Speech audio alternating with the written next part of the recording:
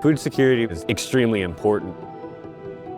We need to get out there and we need to be able to do that fishing just as everybody else is doing. It's important for us to feel included in the resources that's being extracted within your territory. Every year I get asked the question, is it this year for me too? We signed a treaty for a purpose, so we would have the ability to have these conversations. What we want to do is to start educating Canada and the federal government what life on the West Coast really means to us. The opportunities would be endless. Our success is their success. The time is now. It needs to be now.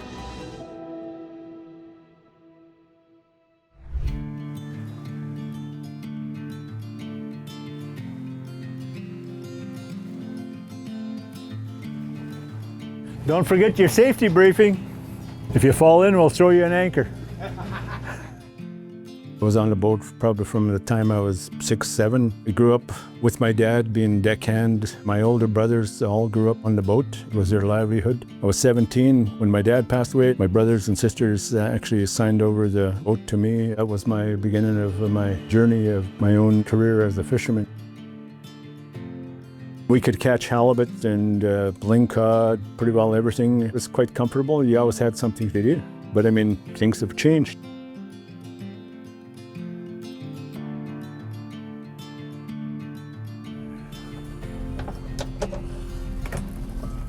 You run boats, Mariah? I did a lot of tug work as a pre-teen. I ran a boat at like 6 years old, or I should say I crashed my first boat at 6 years old. I remember being just little and being thrown into the big fish totes and grabbing the last of them because it's too tall and nobody else can reach them. And then you slowly go through and grow into more of your roles. Unfortunately, my brothers never gotten to experience that because we're not given the opportunities to go out and harvest the way that we used to. You know, you go out in the Barkley Sound, you have 100 gill netters. None of them live here, right? We can't take advantage of that because, you know, we don't have a commercial license to do it. But we've also always used the resources. The nation's pushing towards having an economic opportunity to harvest fish and having the rights to sell it. Before that was seen as illegal. We triggered the Me Too clause 2 or 3 years ago now. We have to move forward on that and give our citizens the ability to feel good about themselves that we're participating in something that you have the control over. We've come to the table with solutions in hopes that we can actually participate.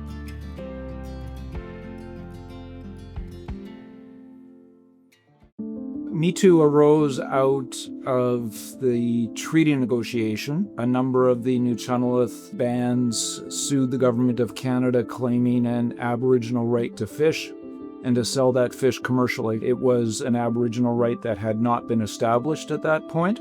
Canada had this policy that you can't negotiate and sue at the same time. So when it came close to the finalization of the Maa-nulth Treaty, the Maa-nulth had to decide whether or not they would continue with the litigation or finalize the treaty. So there's a provision that if the Huu-ay-aht were successful, the commercial rights that were recognized for Maa-nulth in the harvest agreement would be moved into the treaty and then become protected by the Constitution. Ultimately, Huu-ay-aht was successful and Maa-nulth triggered the negotiation provisions, and that's what's currently going on. The negotiations between Maa-nulth and Department of Fisheries and Oceans is how to implement the successes from the Huu-ay-aht litigation into the treaty context for Maa-nulth. So we've been working a ton this year on the Me Too negotiation. We're really trying to get it off the ground this year. Start with the pilot fishery. Now is the time to get our fishermen and fisherwomen on the water. We've been waiting too long and we need action now.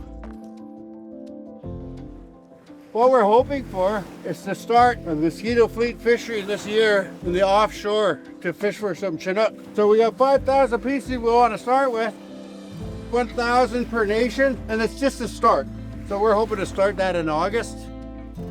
If we can get 5 mosquito fleet style boats out this year, that will be a maximum opportunity for these people based on a small pittance of what the total allocation is on the coast. For the citizens, that will be the greatest opportunity, ability to make some sort of living from the ocean.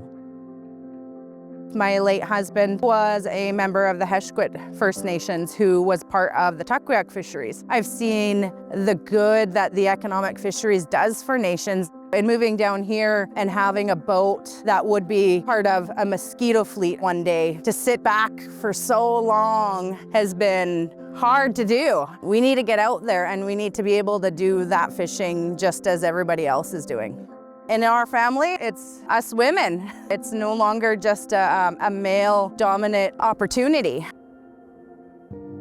You know, it's a modern day treaty and we're trying to bring our people home. For us to be able to unlock the wealth of the land, we need to be able to have the resources of the land. We need them to be healthy. Mosquito fleet will help us attract people to come home because there will be jobs. You can live off of our land again, learn our traditions and culture.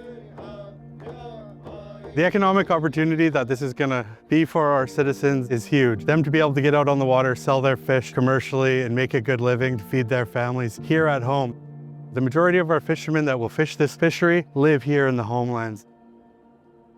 A lot of us have to leave to go fishing and be away from our family and our loved ones, which makes it hard. I'd like to see our fishery grow to the point where my kids could one day take up commercial fishing or support the nation and support their elders and their community through commercial fishing and fisheries. I'd like to see sustainable harvesting grow to the point where it's like passed on. I mean, I'd like to see something that's here for the future, not just for my future, but the future of generations to come. And I think it's long overdue.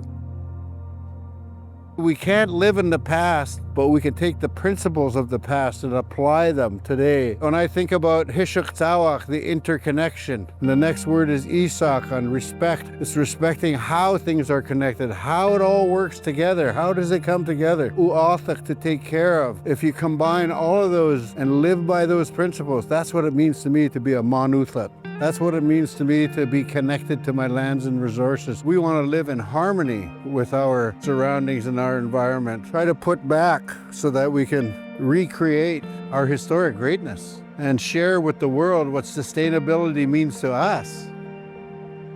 We want to be included in the economy. If we're always sitting idle here, there's always going to be that resentment. We sit idle while other people extract those resources from our territory. The time is now. It needs to be now.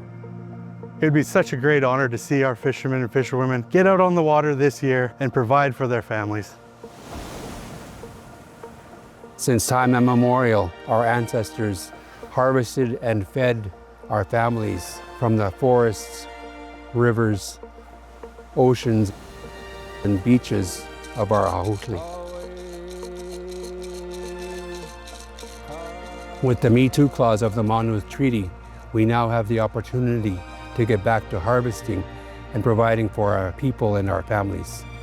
Our young people have the opportunity to be part of the modern-day economic systems and part of the greater economy of BC and Canada.